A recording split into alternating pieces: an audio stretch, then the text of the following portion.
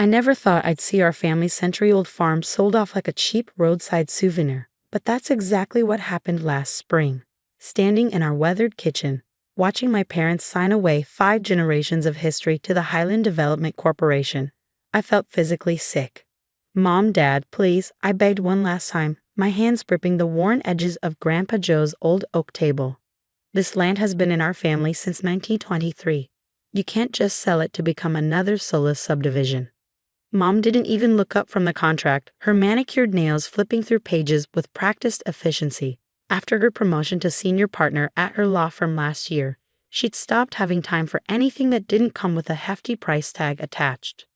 "Sarah, honey," she sighed, using that condescending tone that made me feel like I was still 12 instead of 28. "It's just empty farmland. The crops barely break even anymore, and the development company is offering $3 million.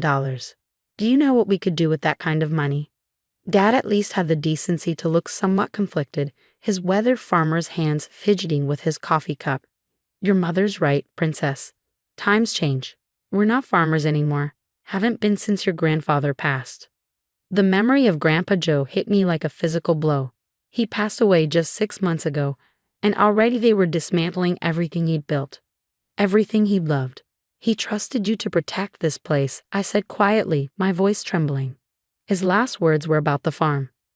His last words were delirious ramblings about treasure and secrets. Mom cut in sharply. "Really, Sarah, I expected this kind of romantic nonsense when you were younger, but you're an agricultural scientist now. Be practical." That was rich, coming from her. Mom hadn't spent a single day working this land. She hadn't been there during the drought of 2015 when Grandpa Joe and I worked 18-hour days to save what crops we could. She hadn't helped us dig irrigation channels or repair fences or deliver calves in the middle of the night.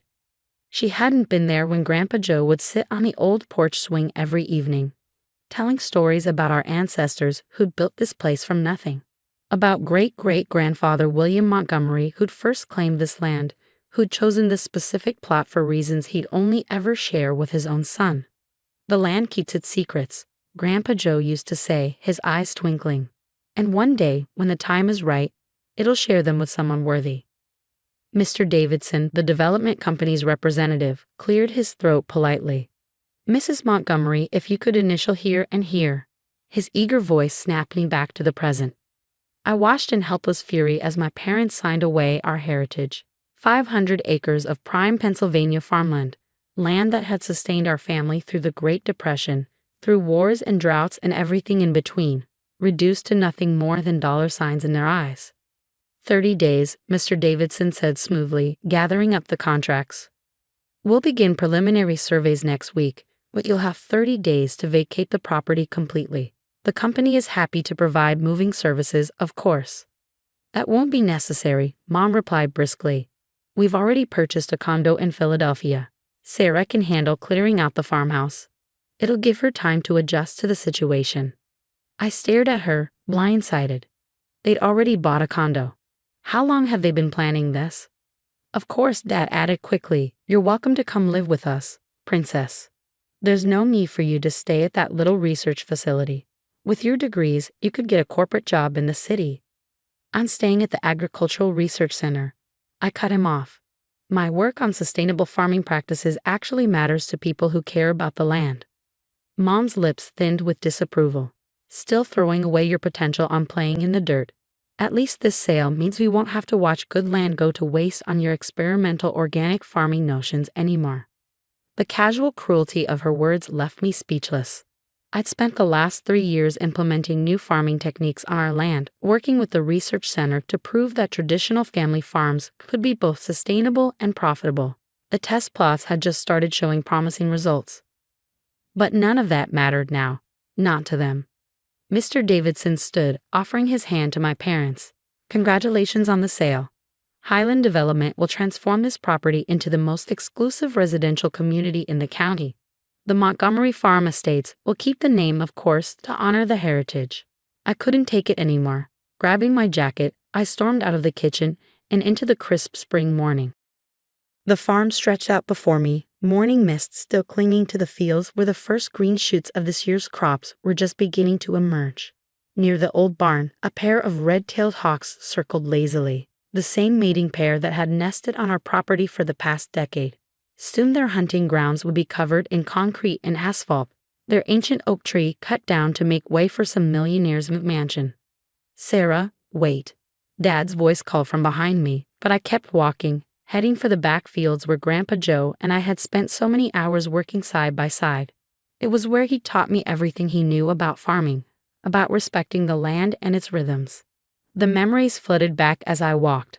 I was 5 years old, sitting on his shoulders as he checked the irrigation lines. 10 years old, helping him mend fences and learning the property's boundaries. 15, driving the tractor for the first time, his patient voice guiding me through the gears. And just last year, 27 years old with a PhD in agricultural science, showing him the results of my organic farming trials. His eyes had lit up with pride as he'd examined the improved soil samples, the increased crop yields. "You see it, don't you?" He'd asked that day, his voice already weakened by the cancer that would take him just months later. "You understand what this land can do, what it can be?" I'd nodded, not realizing then that we were running out of time, that he was trying to tell me something important. A glint of metal caught my eye, pulling me from my memories. I was standing near the old stone wall that marked our property's southern boundary, and something was reflecting the morning sun. Bending down, I brushed aside some loose dirt to find a small brass key, old and green with age. My breath caught. I recognized it immediately. It was the key to Grandpa Joe's old study in the barn, the private space where he kept all his farm records and family documents, the room he'd specifically left to me in his will, though I hadn't been able to bring myself to go through it since his death.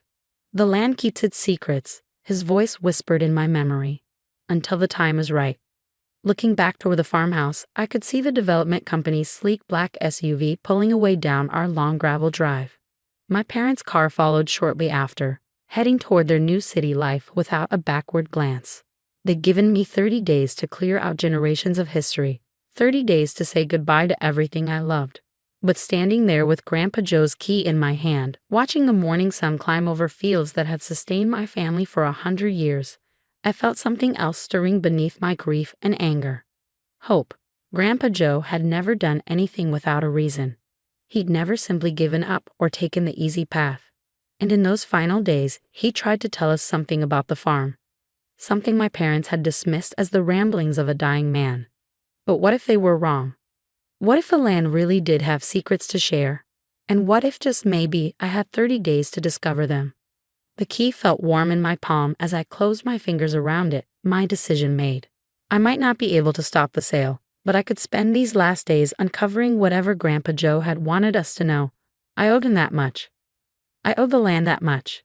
Behind me, the hawks called out, their cries carrying across fields that had witnessed a century of Montgomery family history. Soon, those fields would be gone, transformed into another cookie-cutter luxury development. Unless Grandpa Joe had left behind something that could change everything. Something hidden in that old study, waiting for someone worthy to discover it. For the first time since this nightmare began, I felt a smile tugging at my lips. 30 days might just be enough time after all. Game on, Highland Development. Game on. The old barn study smelled exactly like I remembered.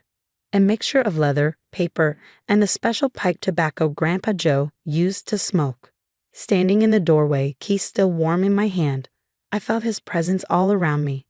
The afternoon sun filtered through dusty windows, illuminating dancing motes in the air and casting long shadows across his massive oak desk.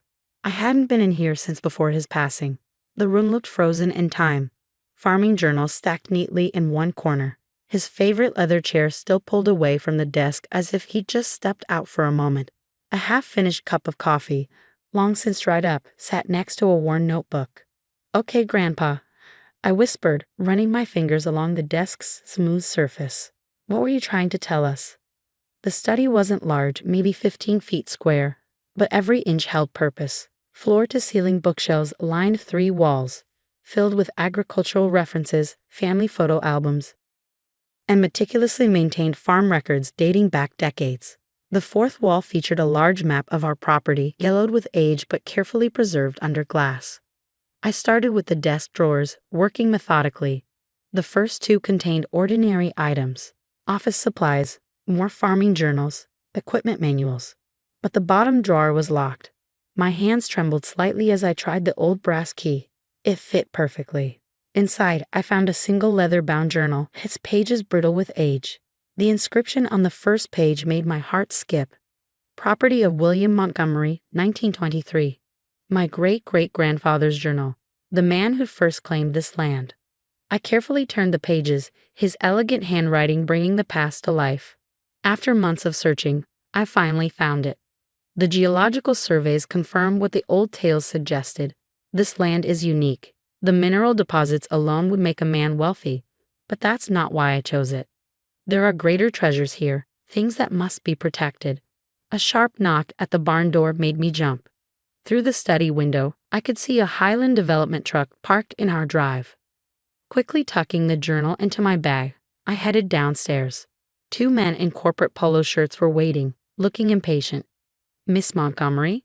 The taller one stepped forward. "I'm Steve Randall, Chief Surveyor for Highland. We need to begin our preliminary work today." I straightened my spine, channeling Grandpa Joe's quiet strength. "The contract gives us 30 days before you can start any development work." "The contract gives you 30 days to vacate," he corrected smoothly. "We can begin surveys immediately. We have permits." He held up an official-looking document. My mother's signature was clearly visible at the bottom. She must have signed additional paperwork without telling me. "Fine," I said tightly, "but stay away from the old barn. We're still clearing out personal property." Steve's smile didn't reach his eyes. "Of course, we'll start with the back acreage." I watched them drive their equipment toward the fields, my mind racing. The journal in my bag felt like it was burning a hole through the fabric. I needed time to understand what great-great-grandfather William had discovered, what Grandpa Joe had been protecting all these years. Back in the study, I pulled out my laptop and began documenting everything while continuing to read the journal. Hours slipped by as William's story unfolded. He'd spent years researching the specific plot of land before claiming it, following historical records and geological surveys. There were detailed maps, coordinates, and references to something hidden beneath the property. But what really caught my attention were the soil samples. "The mineral composition is unlike anything I've seen," William wrote. "Preliminary tests suggest rare earth elements in concentrations that shouldn't be possible in this region. But there's something else, something the tests can't explain." My hands froze over the keyboard. Rare earth elements, those were crucial for modern technology. Everything from smartphones to electric cars needed them. And they were becoming increasingly scarce. A memory surfaced. Last year's soil samples from my agricultural studies. I'd noticed some unusual readings but had been focused on organic farming applications. I hadn't thought to test for mineral content. The sound of heavy machinery startled me from my research. Looking out the window, I saw several excavators moving into position near the backfields. They weren't just surveying, they were preparing to dig. My phone buzzed. A text from Mom. "Highlands Board is meeting next week to finalize construction plans. Don't interfere with their work. This is happening whether you like it or not." I started to reply, then stopped as another memory hit me. Last Christmas, Grandpa Joe insisting we watch an old documentary about mining rights and mineral laws. At the time, I thought he was just being nostalgic. Now I wondered if he'd been trying to tell us something else.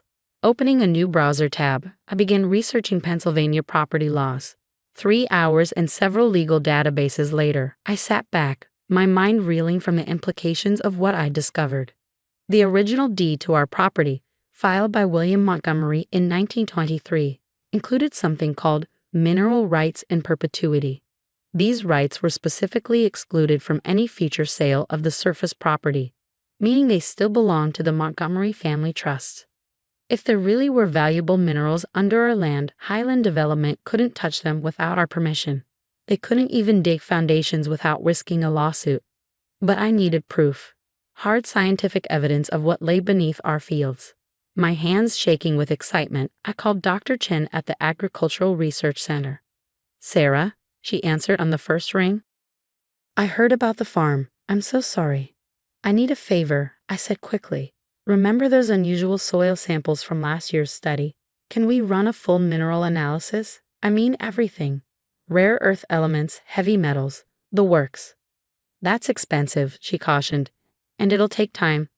I have some grant money left, and I only need a few days. Please, Dr. Chen.